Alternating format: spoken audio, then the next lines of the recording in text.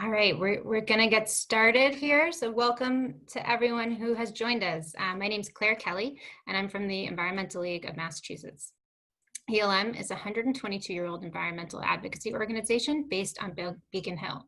We've been advocating for Massachusetts to lead the nation in responsible environmental policy since 1898. We have long been a convener on environmental issues, and we are proud to continue this long tradition in a new digital way. Over the past month, headlines, research, and protests have brought to the forefront of the national dialogue the issues of pervasive and systematic racism and inequality. We grieve for the suffering and loss so many are experiencing across our country and in our community. As an organization dedicated to protecting our environment and our public health, the ELM team has committed to educate ourselves and our supporters on the historic and current racism across Massachusetts, to understand cultures and practices that perpetuate systems of racism, and to advocate for policies that address these issues. People of color are disproportionately impacted by the climate crisis. Conversations about environmental issues are an essential part of the larger movement for racial justice, and today is no exception. Today, we are thrilled to welcome hopefully over 200 viewers joining us live from across the 4th Congressional District and beyond here on Zoom. We're also streaming this on Facebook Live. This is our second in a 3-part series with the candidates that qualified for the ballot for the Massachusetts 4th Congressional seat. I want to thank all of our co-sponsor organizations for your support in making this event happen. We have 350 Mass for a Better Future, Clean Water Action Massachusetts, Green Needham Collaborative, Green Newton, Livable Streets Alliance, Massachusetts Smart Growth Alliance, Massachusetts Sierra Club, Sunrise Movement Blue Hills, Sunrise Movement Boston, Transportation for Massachusetts. These forums are organized to inform the public about the views of the candidates on a broad variety of intersectional environmental issues. Today, we will ask them to discuss how they would address the issues of clean energy and transportation, the connection between environmental health and public health, and environmental justice, including how communities most affected by racist structures and systems are among the most vulnerable to climate change. We've invited all the candidates who will be on the ballot to participate. The sponsors of today's event are all nonprofit organizations presenting this forum to educate the public. We are not taking positions to support nor oppose any of the candidates. The views expressed by the candidates today do not necessarily reflect the sponsors' positions. So for the format today, each candidate will briefly introduce themselves. Then we'll have 3 questions that our co-sponsor organizations will ask each candidate. Then we're going to open it up to questions from you, our viewers. Our staff will be monitoring the Q&A box below. So click below on the Q&A button to submit a question anytime throughout the webinar. We encourage you to include the name of your town too, just so we know where you're coming from. You can also like or upvote the questions you would like to hear. We won't be able to get to every question today, but hopefully we'll cover as many as we can. Now to our candidates to get started. We are thrilled to be joined, and thank you all for coming. We have City Councilor and mom, Becky Grossman. We have co-founder of City Year and movement leader Alan Khazei, and tech entrepreneur and education activist Chris Zannetos. So we're going to welcome each of you to give us a brief introduction of 1.5 minutes each. And why don't we start with Councilor Grossman. Claire, thank you so much. And thank you to the Environmental League of Massachusetts and your partner organizations for having me here today for this vitally important discussion. My name is Becky Grossman and I'm a Newton City Councilor, but the job that I cherish most in my life is being a mom to my 2 young kids, Madeline, who just turned 9, and Jack, who will turn 6 this weekend. I am running for Congress with the fierce urgency of a mom fed up by what is going on in this country and determined to make change. I wake up every day thinking about the world that we are leaving for our kids and generations to come. So to me, when thinking about safeguarding their future and all of our kids' future, I feel a tremendous sense of urgency to take bold action about the climate emergency. We are hurtling toward a future where the politics and everyday realities of climate change will overshadow everything else. Our planet is in peril, and we need to finally get serious about fighting back. That's why I strongly support the Green New Deal. Today, we announced an endorsement from Representative Ro Khanna, who, in addition to being the first vice chair of the Congressional Progressive Caucus, is also one of the original co-sponsors of the Green New Deal. We are facing a climate crisis, but this also presents an opportunity for Americans to unite around a common cause, to put millions of people to work with good paying jobs, to put environmental justice front and center in our public policy, and to lead an international coalition to save the planet. So I'm honored to be here, and I look forward to taking your questions. Thank you. And Alan Khazei. Thank you, Claire, and thank you to the Environmental League of Massachusetts and all of your partner organizations for convening this really important program and forum. I'm Alan Khazei, co-founder of City Year, and delighted to be with you. We are in an unprecedented historical time. We have three major crises converging. We have the healthcare crisis brought on by the coronavirus. We have the economic crisis as a result of that. And now we have, people are waking up to the racial justice crisis we've had for 400 years. But these crises also open up an opportunity for big transformational change. I believe that just like during the Depression, we are entering a New Deal period. And if we're bold and ready, we can make progress on things that we care about like we never thought we could very quickly. I think actually in the first year of a new administration and a new Congress. Here's what I believe we should do. Absolutely, we can pass a Green New Deal and create millions of jobs while saving our planet. We can do 1 million young people in national service, I've proposed, including a 21st century of the CCC, Climate Action Corps, to bring young people and their talents to the fore to take on the climate crisis. We can pass emergency wage support, which I've proposed, to deal with the issue of small businesses going out of business and keeping people on their jobs. My experience has been as a movement person and as an organizer. I started the City Year program 32 years ago with 50 young people in Boston.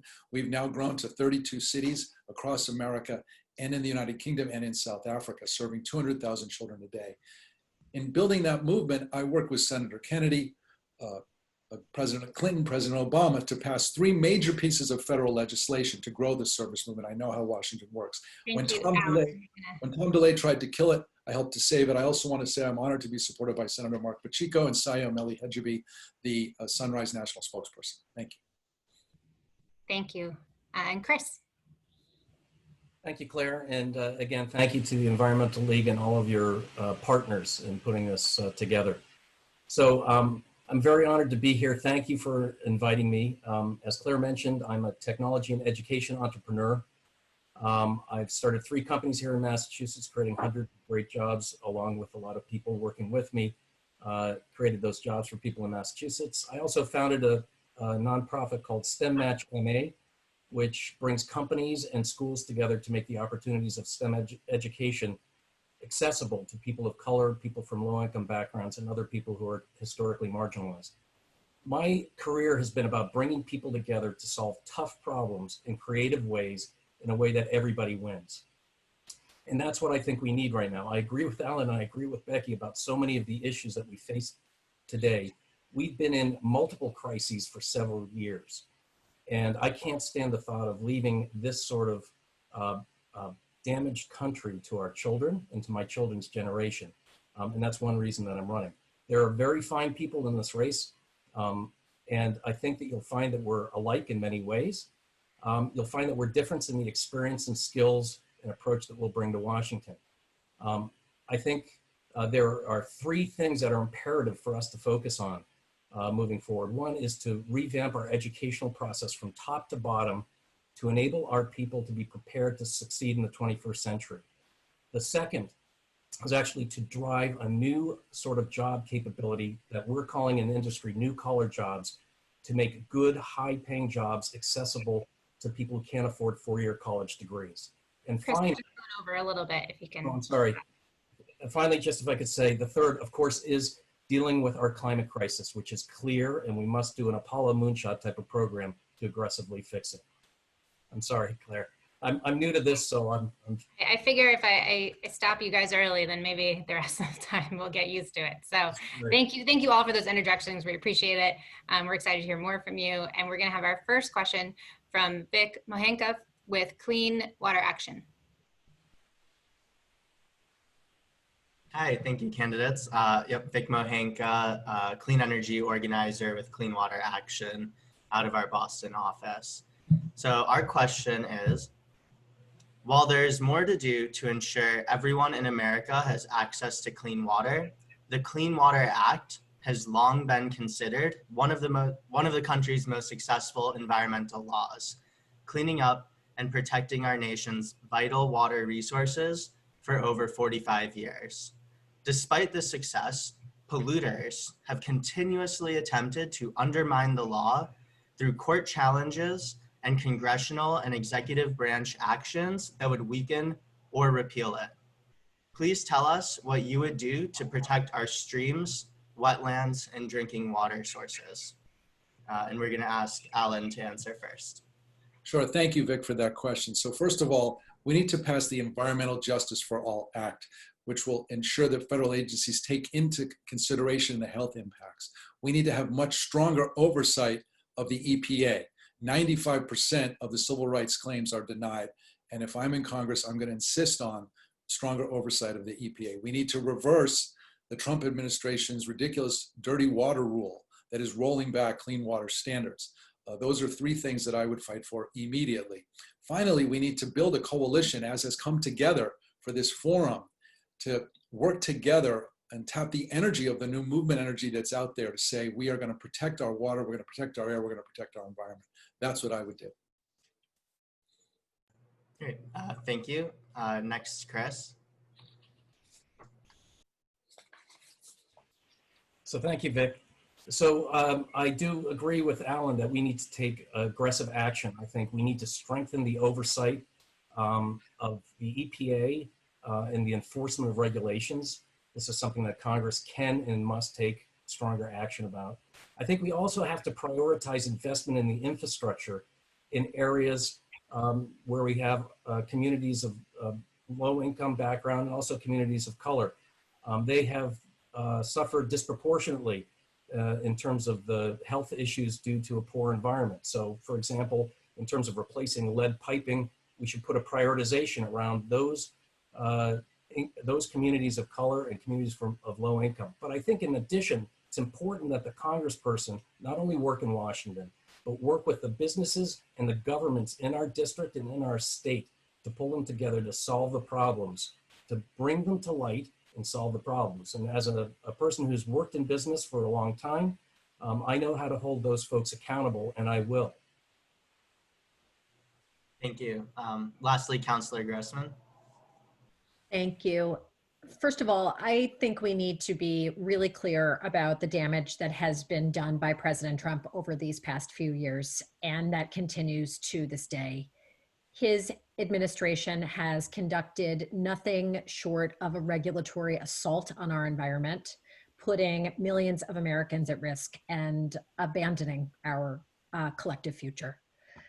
Time and time again, this administration has stood with corporate special interests and big oil at the expense of the American people. And more often than not, low income and communities of color have been forced to bear the brunt of these dangerous policies.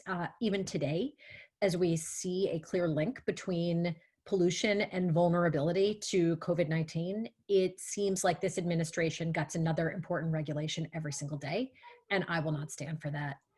Now, I have no doubt that a Biden administration will swiftly reverse this disastrous regulatory agenda. And I personally will do everything in my power to preserve and strengthen the requirements in the Clean Water Act.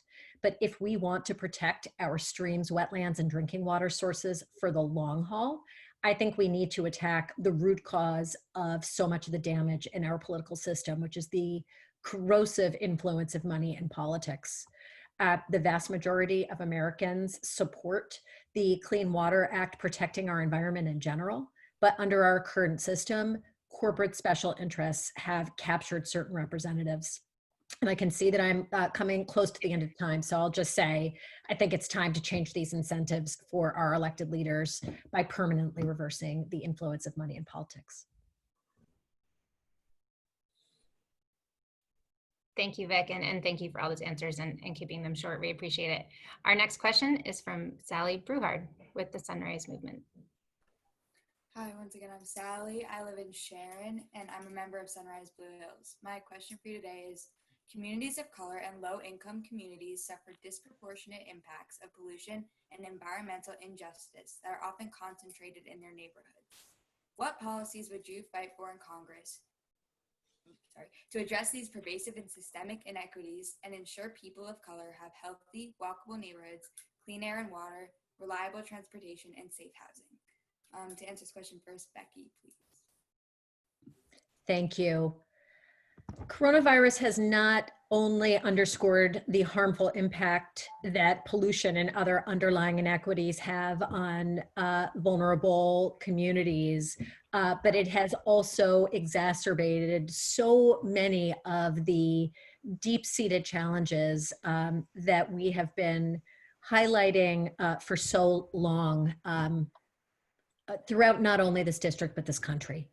As a member of Congress, I won't stand for dangerous fossil fuel projects and similar initiatives that disproportionately put communities of color and low-income communities at risk. And while climate change impacts everyone, it disproportionately affects communities of color. It is often those communities that must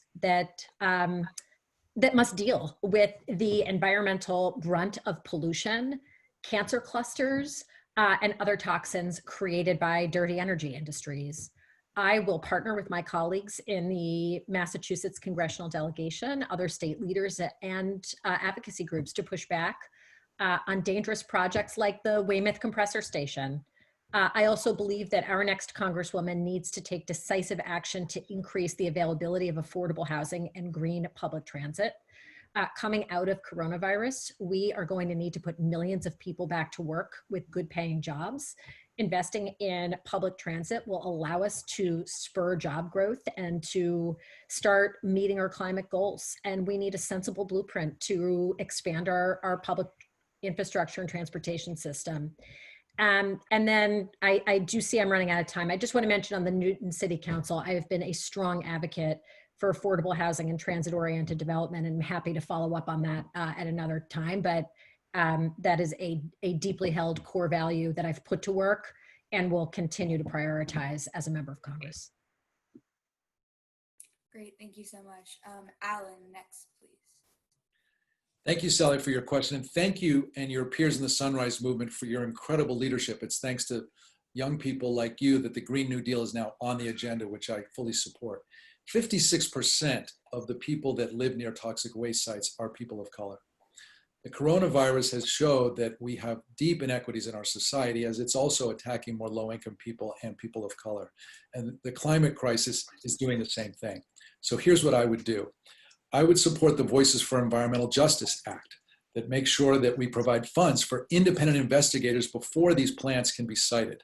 I would support Kamala Harris's act to create an independent office in the Department of Justice so that when 95% of the claims are denied, there's a prosecutors in the Department of Justice to make sure that these plants don't get cited. I support the Green New Deal and a price on carbon. We can generate $1.87 trillion over 10 years, and using that money to subsidize low-income people, but also to bring environmental justice to communities of color. Finally, I will stand in opposition to the Weymouth suppressor and the new suppressor station that's being proposed for East Boston. And most importantly, I will work hand in hand with you and the other environmental groups to make sure that we have a strong movement to get these policies enacted. If we work together, we can put the pressure on the Congress and on the administration to ensure that climate justice is centerpiece in our national policy. Thank you. Thank you so much. And finally, Chris. Thank you, Sally. So it is just flat out unacceptable that the clearest determinants of health, safety, and opportunity in our country are zip code and race. It's just unacceptable. And that my number one priority in Congress is to change that, to make opportunity, justice, and equality available to all. And I think it is extremely important for us to invest in transportation, in public transportation, green transportation, and affordable housing to enable our people to live a higher quality life and have an opportunity to access jobs that they can't access today. The South Rail Extension project is a great example of something that we can do to invest not only to create jobs, but to create opportunity. And that is a clear issue. social mobility as well as the income gap are the huge issues of our time. And we need to make a massive investment in clean energy and other opportunities to manage our climate crisis in a way that creates jobs. But we need to invest in our people, in those communities, to enable them to have a strong education, access to the opportunities of the growth industries and the growth jobs, so that they can actually invest more themselves in their communities, and their communities will be in a position to ensure that they have clean air, reliable transportation, and safe housing, as well as getting support from the federal government for that. Great. Thank you, Chris. Thank you. And thank you, Sally, for asking that question. We appreciate you joining us. And our next question comes from Marcia Cooper with Green Newton. Hey, my question is, as a national leader in environmental policy, Massachusetts needs representation in Congress that understands and prioritizes building a thriving, green, and equitable Commonwealth. This includes investment in affordable, accessible, and green public transportation. What would you do to secure sufficient funding for that? We'll start with Chris. Thanks, Marcia. So absolutely, we are in a crisis for sure, right? I'm a graduate at MIT. I believe in data, right? The data is clear. I was very happy that Mitch McConnell finally admitted that yes, people are causing part of our climate crisis. We must act. I think that we need to make a massive investment like we did in the space race in technology to drive clean energy generation, to drive carbon capture and also reutilization. But we also need to fund the sort of opportunities like public transportation, as I said, and affordable housing that will create jobs at the same time. The key to getting funding is to deliver on the promise of the New Deal's framework of creating good jobs, good paying jobs for stable lives and financial security for our people as we do this. And we do this by investing in clean energy, remediation and conservation, and implementing offshore wind as we have planned off of the coast of Massachusetts, which will create up to 10,000 jobs for our district. When we show that we can create these jobs, we will be able to pull people towards us. We need people from the other side of the aisle to work with us to get this done, and showing them how we can create jobs and create more income also for the government as a result of the income that people are getting, we'll be able to get passage for these sort of opportunities. Thank you, Chris. Next, Councillor Grossman. Thank you. I absolutely agree that we need to overhaul and expand our public transportation system across the country. In the 4th District, there is a 5 times differential in annual median household income from the north to the south part of this district. We live in one district, and we should have one robust economy. We need to strengthen the interconnections between all parts of our district, especially in the case of transportation. And I strongly believe that big investments in transportation will not only improve quality of life for our residents, but also enable us to achieve important climate goals and spur job growth and economic development.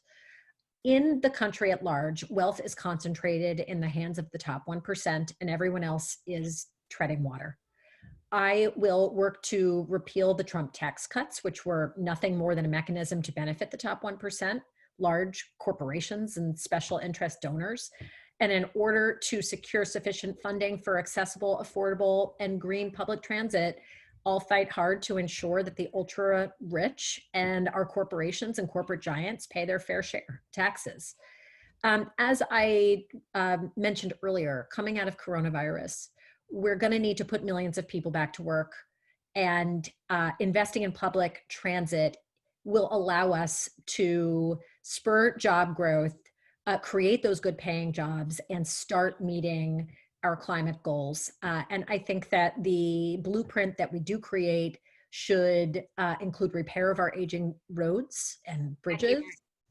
Okay, thanks. No problem. Thank you very much. Thank you, Becky. Next, Alan, please. Thank you, Marcia. So transportation contributes to 40% of the emissions in Massachusetts. We're making good progress with RGGI and TCI, but we need to do more. Because of the economic crisis brought on by the coronavirus, there is a growing consensus that we need a big infrastructure bill. But we have to make sure that we don't build on our 20th century infrastructure, which was the Interstate Highway Act of the 1950s, and move to a 21st century infrastructure, which is about clean energy, public transportation, more rail. So what I would fight for is Jay Inslee's Evergreen Economy Act, which would create $3 trillion investment over 10 years.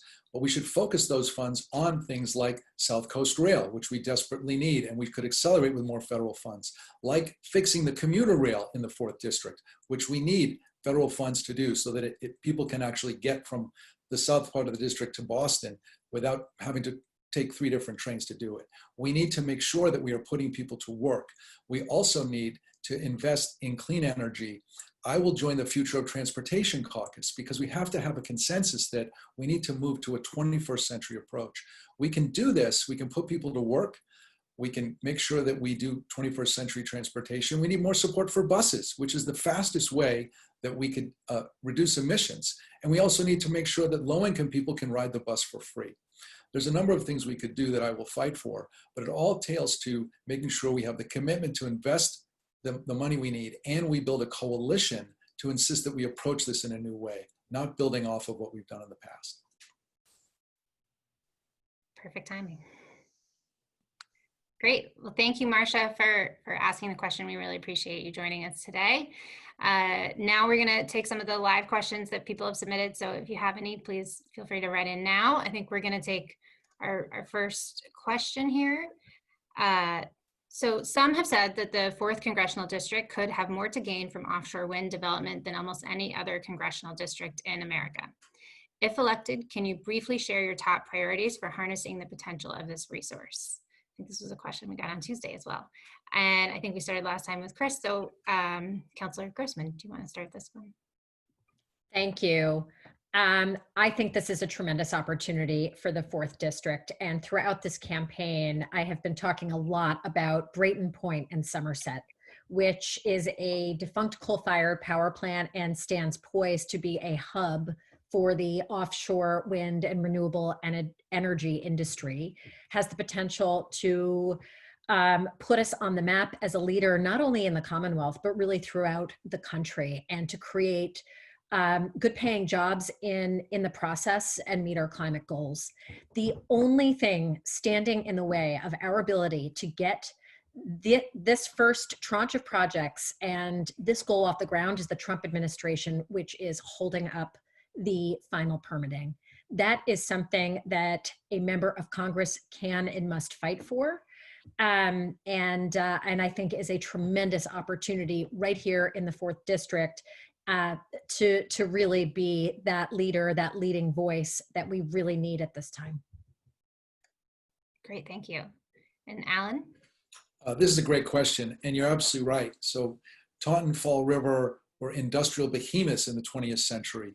We still have that capacity to do manufacturing here in Massachusetts. So I would support building wind turbines, making a major effort in the 4th District to build clean energy offshore wind. We could be the leader in the country, but we're going to need support from the federal government to do it, which I will fight for.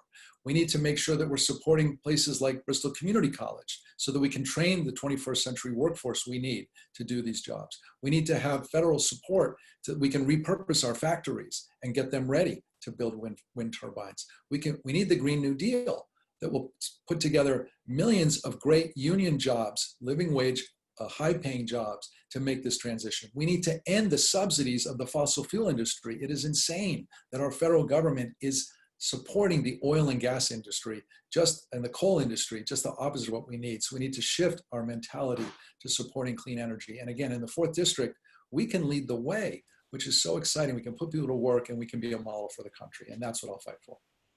Great, thank you, Alan. And Chris? So thank you. So as Becky and Alan have shared, right, we are poised to be a leader in this area. We have the locale, we've got the people, we've got the educational institutions, and I believe we've got the spirit and the innovation. We have the staging areas that will support an awful lot of jobs for creation and maintenance. We have Bristol Community College and Mass Bay Community College to rely on. We need to invest more in the Clean Energy Jobs Act, which delivers a paltry $15 million to support the creation of more educational programs for clean energy technicians. So one thing I would do in Congress would be to drive to scale that, and actually to also make community college education a forgivable loan for students who go there, get trained in environmental sciences and technical areas, and then go on to work in the area. And finally, we are continuing to ship turbines built in Europe to the United States. I would focus on driving investment and research and in development of turbines in our district where we have such great resources, as I said, both in education and our people. That's the future for so much of our clean power, and we should be the hub of the development and the manufacture of those turbines. Great, thank you so much. Those are great. And our next question is, I think some of you have already mentioned Governor Inslee's plan, but do you support Jay Inslee's climate plan? If yes, what are your top 3 priorities? If no, what 3 things would you change? And we're gonna start with Alan on this one. Absolutely, I've already mentioned this. Jay Inslee's been a tremendous leader on climate action and environmental policies. I absolutely support it. And so the question is, how do you get it passed? And here's what I would do, and I've done this before. I've been a movement leader and I understand how movements work. I would build off of this forum and all the organizations that came together. If I'm elected to Congress, I would partner with other leaders like Jay Inslee, like AOC, to build a coalition and say, how do we work together on setting a goal? And then I would do creative new political entrepreneurial tactics. So when Tom DeLay tried to kill the AmeriCorps program in 2003, I organized the effort to save it. Ultimately, we did an unprecedented 100 hours round-the-clock hearing inside the Capitol to raise awareness, and we beat them. We went from 80% funding cut to 50% in-state. I want to work with all these groups to do something similar. I got inspired by this by Sunrise after the last protest when you went into Charlie Baker's office and sat in the Capitol. What I want to do is work with you to launch a nonstop hearing inside Congress, but then take it to all 50 states where people will continue to testify round the clock until we pass Jay Inslee's plan, until we get a Green New Deal, until we understand that this is the existential threat of our life. And that's how I'd approach it. Thank you, Alan. And Chris, how about you? Sorry, I do support it. I think that there are many areas that we have to make massive investment. As I shared, I think that we should be making an investment akin to what we did to get to the moon. That means a massive investment, number one, in research and development. There are an awful lot of areas where we have to invest to achieve the sort of evergreen economy that Governor Inslee has put on the table, right? We have the brain power in our district to do that. And I would work very hard to drive much of the funding around the R&D to our institutions in our district. And that R&D has to be around clean energy generation, but also remediation and conservation. And that comes to more of the evergreen opportunity. We need to provide incentives, but we need to also challenge our businesses to step up to the plate to invest for the future, for their good and for their children's good. To ensure that the carbon footprint of their organizations is significantly reduced. I do also support carbon pricing as a way for us to drive those incentives, and I think it's essential that we drive to pass that in Congress. Great, thank you. And Counselor. Thank you. So yes, I definitely support it, and 3 priorities for me. Global climate mobilization, so we can once again lead the international coalition to save our planet. Community climate justice, so we can finally start putting environmental justice front and center in our public policy, and setting specific targets to decarbonize and backing those up with huge federal investments. I think it's really important, especially in thinking about the global climate mobilization, and being a partner internationally to save our planet, that we're going to have millions of climate refugees and a moral obligation as a global leader to protect them and to lead on this. So those are my priorities, but yes, absolutely, I support it. Great. Well, we're happy to hear all the support for it. So our next question is from our viewer, Scott Castle. Hopefully I'm pronouncing that right. But there are 119 extended producer responsibility, called EPR laws in the country that hold manufacturers responsible for financing and managing the reuse, recycling, or safe disposal of consumer products when they are no longer needed, but there are none federally. What initiatives could you support or put in place to encourage recycling or reduce waste? And we're going to start with Chris on this question. So I think this is a huge challenge for us, right? We've seen all this work that we've done as individuals and that we drive to do to recycle have really not delivered much in terms of results. And frankly, we've seen so much of the plastics, for example, end up not being recycled. So I think number one, we've got to focus on regulations around some of the creation of our products, which contain microparticles and microplastics, which are causing huge damage to our environment. So I believe that we should be, again, challenging and regulating the industries to make sure that we reduce that waste. I think we also need to, again, I'll come back to challenge, incent, and regulate businesses in terms of their carbon footprint and their waste footprint. And this is something that the federal government can do. And I'm hopeful that if we can both install and vote in Joe Biden, but also turn the Senate, that we'll have the ability to actually start passing laws that will make that a reality. Great, thank you. And Counselor? Thank you, Claire. Yes, absolutely. We need to make these programs federal. And I'm proud that our family's business has been a real leader on this topic. Many of you may know that my husband runs the 4th generation of what's a 110-year-old family business, which is a marketing company and works quite a lot with promotional products. And in that regard has been a real leader on take-back initiatives, and also in launching a program called Swag Cycle, which is about how when companies, for example, are making promotional merchandise and maybe they change their logo or their needs change or something's printed incorrectly, rather than it going in the trash, these are usable products and things that we need to find a new purpose for. So I think there's innovative ideas like that that can be seeds of innovation in federal legislation, but also really speaks to that need to incentivize companies to think harder about this and to be required to take action. It's absolutely vital, and we've got to be getting we've got to reduce the kinds of trash that we are producing. We have to be more serious about recycling, but we also really have to think hard about reusing. And it's also something that I'm proud that we've taken some really solid steps on in Newton on the City Council. And I think that there are, to the point raised in the question, so many local initiatives that can be codified on the federal level and taken to the broader view. So thank you.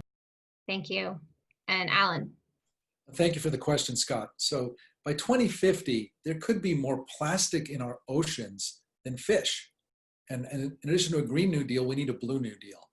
And the mega polluting plastic factories and companies are located largely in low income and communities of color. This is an environmental justice issue. We definitely need to have federal guidelines and policies and laws about recycling and, importantly, about waste. We also need, as I proposed as part of my national service plan of 1 million young people in service within a year, a new climate action corps of 250,000 people initially and grow it to 500,000. We did the CCC during the Depression in 3 months. We've had more than 25 years of AmeriCorps now. We can scale it up.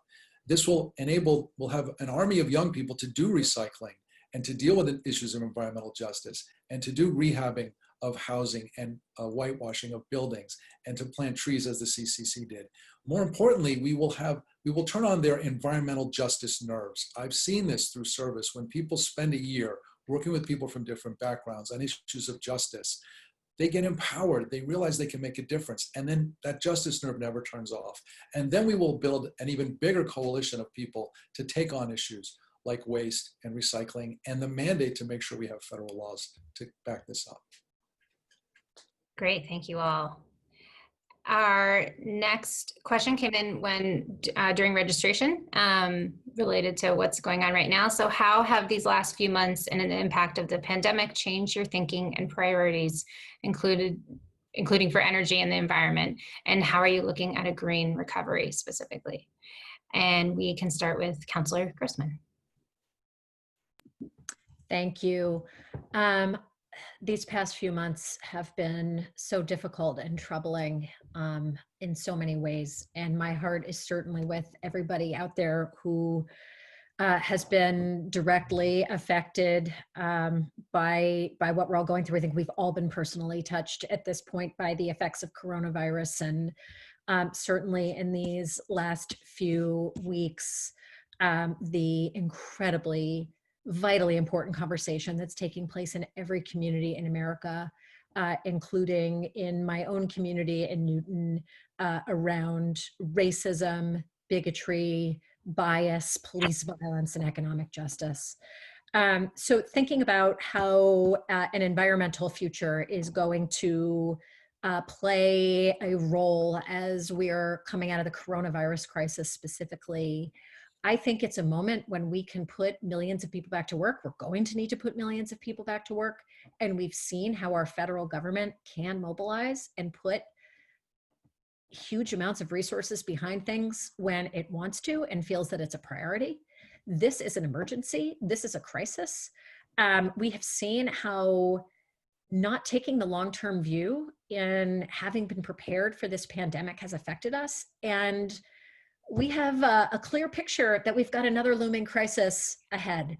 So to me, this is about using those resources of the federal government to put millions of people back to work, and in so doing, meet our climate goals. And that includes investing in transportation and infrastructure.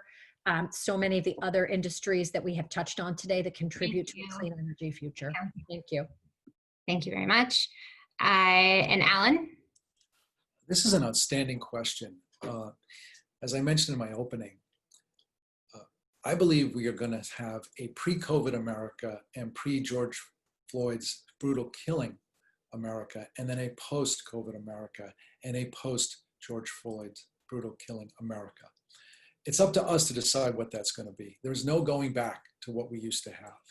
These multiple crises have opened up the opportunity to transform our country in unprecedented ways. I am so inspired now by 15 days of massively peaceful protests of hundreds of thousands of people not across this country, around the world. There is an energy building.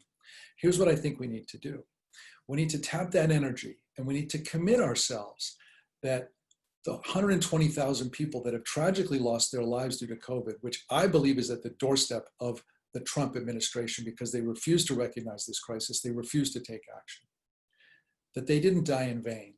And as Philonise Floyd yesterday testified so powerfully in Congress, we can't let George Floyd die in vain, or Breonna Taylor, or Ahmaud Arbery, or legions of others going back 400 years. We need to commit ourselves to making sure we have a more loving, a more compassionate, a more caring country. We need to unite to get the Green New Deal done. We need to unite to have a Truth and Reconciliation Commission in this country so that the truth comes out, as my friend Brian Stevenson says, because we have to have truth before we'll get to true reform and justice. We need to unite to say that we are going to put millions of people back to work. We need to unite to say that we're going to take on the issue of income inequality and finally make this a more fair country. This is in our power to do. Thank you, Alan. Thank you. Thank you very much. And Chris? Thank you. So certainly I agree wholeheartedly with Alan that we have an opportunity here. These crises have been very challenging and touched us all. The pandemic, the healthcare crisis touched my family. The economic crisis is touching all of us. And we're not going to be able to print money to get ourselves out of this. We have to print money to protect and help those who can't feed, clothe, or shelter their families. And that's what we must do. The thing that's most exciting for me and makes me hopeful is how our communities have come together around all of these issues. The community coming together to protest the senseless killing of George Floyd and the systemic racism that is behind it. The community coming together to serve and help our people in the pandemic from the healthcare perspective and also from the economic perspective. The government, the federal government, needs to invest heavily for growth. We're only going to be able to grow out of this. We have to invest in the infrastructure, but most importantly, we have to invest in our people. We have to invest in training and retraining. I've led companies through 2 major recessions, and I'm sorry to say this is going to be long and hard, and there are going to be a lot of people chronically under and unemployed. We need to invest in them. Get them the skills to succeed in the 21st century. Get them the skills to be environmental service technicians. Get them the skills to be cybersecurity technicians, to be user design programmers. You don't need 4 years of college for that. Let's invest in Bristol Community College and Mass Bay as leaders to show that we can grow our way out of this. Great, thank you, Chris. Our next question is around today's youth have been very vocal on climate change. As you saw, we were really excited to have both Sunrise Movement Boston and Sunrise Movement Blue Hills join us in this forum. But our question from one of our listeners is, how will you support climate change curriculum in all public schools? And we're going to start with Alan on that one. Again, it's a terrific question. Our young people have been extraordinary. In fact, it's always young people who have driven change. Whether you look at the civil rights movement with the sit-ins at the lunch counters, the anti-war movement, the LGBTQ plus movement, Sunrise is amazing. And as I said, they put the Green New Deal on the map. We need to make sure that we are educating our kids. They get it. My 11-year-old, when about a month after I got in the race, we were walking our dog and he turned to me and he said, "Dad, I'm really scared." And he's generally a really happy-go-lucky kid, great kid. And I said, "Reese, what are you scared of?" He said, "Well, we're killing the planet. It's not going to be here for me or my kids." That's because he had a great teacher, Mrs. Priam, who educated him about the climate crisis. He gets it now. So we have to make sure we are teaching our kids about this, because they will become the activists that will make sure that we deal with it. I will fight for policies that make sure there's climate curriculums across the country. We also need to restore civics in our schools, by the way, so that young people understand their power and efficacy as participants in our democracy. But we also have to listen to them and get behind them. They are way ahead on all these issues. And my life has been about empowering young people to participate and change our country. And if I have the honor of serving as a representative from the 4th, I will continue to do that to the most I possibly can. They're going to save us, and we need to let them do it. Great, thank you. And Chris. Sure, I love this question. Thank you for this question. As I said, I believe we need to overhaul our educational system for the technology and information age. It's been built for the Industrial Revolution, not our age. And one way to do that is we need to invest heavily in math and science and applied experiential learning. In talking with teachers and superintendents through our district, one thing is very clear, is that they all believe that we need to not only teach about the climate issues, but we need to give the students experiential hands-on learning of how we can actually potentially address the problem. You never know where the idea is going to come from. I mean, the idea came from a teenager in Europe about magnetizing a liquid to be able to start pulling plastic out of the oceans, right? We need to get them that experiential learning, and we need to bring companies to the table to work with our schools to achieve that. And by the way, that can be done. That's what I've done with my nonprofit, bringing great companies like State Street, Stewart Healthcare, Harvard Pilgrim Health, to work with schools to enable students to get these experiential hands-on learning that enable them to be excited about careers in environmental justice, and then actually go through and get the right education. Great, thank you. And Councilor Grossman. Thank you. I have been incredibly energized by the engagement and enthusiasm of young people on this issue and so many others, and have increasingly heard from more and more of our kids who are crying out for change and demanding that we do better. Pretty early on in this campaign, there was the first youth climate strike in Boston, and on our high school students' way down, marching to Boston, they stopped by Newton City Hall to speak with me and a number of my colleagues on the Newton City Council. And afterwards was talking to them and about why they decided to come that day. And one of the students said to me, "What's the point of getting an education if we're not going to have a planet to live on?" They care about this. They want to learn about this. They are crying out for adults to do the right thing and help young people learn about this.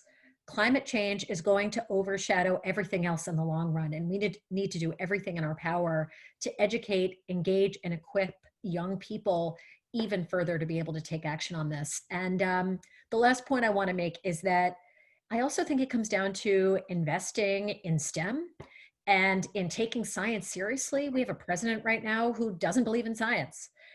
In fighting back against that to make us a leader in research and development, and starting that at a really young age with our kids so that this is a strength in our future and not a weakness. Great, thank you for that. That was, I thought that was a great question as well. So I appreciate all the answers. So I think just in the light of the time, I think we're gonna wrap up the questions now. I wanna make sure that each of you have a chance to give us kind of a closing wrap up. Anything else you didn't get to say, we'd love to hear now. So why don't we start? We're gonna go in the opposite order we started. Chris, so we can start with you and on a closing statement. Sure. Thanks, Claire. And again, thank you to everyone for holding this and keeping this in the forefront of everyone's thoughts. So as I said in the beginning, that there really is very little difference between a lot of us as candidates in terms of how strongly we believe in our democratic ideals, including climate justice and fixing our climate crisis. The difference is how we're going to do this if we get down to Washington, and what sort of experience we bring. This problem is so big that government cannot solve it. Only if we come together, bring our community together, government, educational institutions, and the businesses who can actually build the products we need for clean energy, but also who create many of the problems with waste. I've had the experience in doing that. I've done that with Mass Bay Community College, making cybersecurity education possible for people without four-year college degrees. I've done that working with 5 Boston public schools, bringing hundreds of children, 6th graders, to stop the decline in interest in science, out to technology and science companies to understand the opportunities. We have to come up with creative solutions that deliver win-wins, not the zero-sum game of Washington. And as an entrepreneur, that's what we do. We're a little quirky. We believe 1 + 1 = 3. Don't tell my professors at MIT I said that, but we believe that that's possible. We can create a win-win, something that hasn't been built before, that delivers value to everyone. That's what we have to do.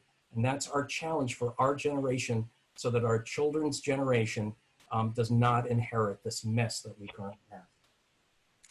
Great, thank you, Chris. And Councillor Grossman. Thank you again to the Environmental League of Massachusetts and your partner organizations for hosting this vitally important discussion. Out of 435 members of Congress, only 25 are moms of school-aged children. I believe that if we had 100 or 250 moms of young kids in Congress, it would change the conversation in Washington completely. To finally make progress on our most urgent issues, like the climate emergency, we need new and different types of values-oriented and logical leaders who aren't afraid to stand up to powerful special interests. Climate change is deeply personal to me, to all of us. I believe we have a collective responsibility to leave a better world for my kids, for all of our kids, and for generations to come. And thinking about the impact of this pandemic, I think we have seen the importance of having leaders who take the long-term view when it comes to priorities and preparedness, something that has been sorely missing in Washington. Right now, we are paying the price for inaction, for short-sighted policymaking, and the consequences are terrible. Moms like me always view the issues through the long-term lens when thinking about the best interests of our families and our kids and the generations to come. And I think it's more important now than ever to be electing representatives who share that same sentiment. If I am so fortunate as to be elected to Congress, I will work tirelessly to galvanize federal and local support behind the Green New Deal. I will use my bully pulpit to fight every day for a sustainable future and the fair economy that we deserve. And I really appreciate the opportunity to spend time with you today. Thanks for having me. Thank you. And Alan. Thank you all. I wanted to finish. I ran out of time. So my son Reese now, during the coronavirus, has started a nonprofit called New Gen New Planet with his friends, encouraging people who can telecommute to keep telecommuting once the virus lifts, to recycle, etc. So there is a happy ending to that story. It's been an honor to be with you all here today. I want to say a thank you to the League and all your partners. I'm honored that I've been endorsed by Senator Mark Pacheco, the Dean of our Senate, who is the #1 state leader. He raised the alarm on the climate crisis before anyone. I've also been endorsed by Saya Ameli Hijabi, one of the youngest, most important national leaders on this issue, a national spokesperson for the Sunrise Movement. There are wonderful candidates in this race. And as you've seen, we largely agree on what should be done. So I think the question you have to ask yourself is, who has the track record, the experience, and has a strategy to actually get it done? I'm the only movement leader in the race. I've been a movement leader in the service movement, the social entrepreneurship movement, and the democracy reform movement. I've spent my life trying to be proximate, as Brian Stevenson says, starting from the grassroots, understanding where the issues are. I don't want to go to Congress by myself. I want to bring all of you with me. My approach is to build a coalition. I've done this with the service movement. As I mentioned, when Tom DeLay tried to kill the AmeriCorps program, I organized a grassroots effort. The Republicans had the entire federal government, and we beat them. We saved AmeriCorps. 1.1 million people have served. If I have the privilege of serving in Congress, the first thing I'm going to do is bring all of you together and say, okay, what's our strategy? Can we agree on a goal? How do we do some creative entrepreneurial political techniques like an endless hearing in Congress going across the states where people can testify and unite? 80% of the country gets that we need to deal with climate change, but we have obstruction by Mitch McConnell and other Republicans and the fossil fuel industry. So my plea to you is, look at who actually has done this. I have, and I'd be honored to have your support. Thank you very much. Thank you so much. And thank you very much to all Councilor Grossman, Alan Khazei, and Chris Zannetos. We really appreciate you joining us today, and thank you to all of our viewers for joining us as well. We encourage you to tune in next week on Tuesday to hear from the rest of the candidates. We'll be sending out the recording, so if you have any friends that missed it, please feel free to pass it along. And most importantly, we hope you all vote on September 1st for your favorite candidate. Please stay engaged in your community on these issues. We need all the help we can get in fighting the climate crisis and encouraging people to vote this fall. So thank you to everyone who joined us. Hopefully we will see you next week. Thank you. Thank you. Bye.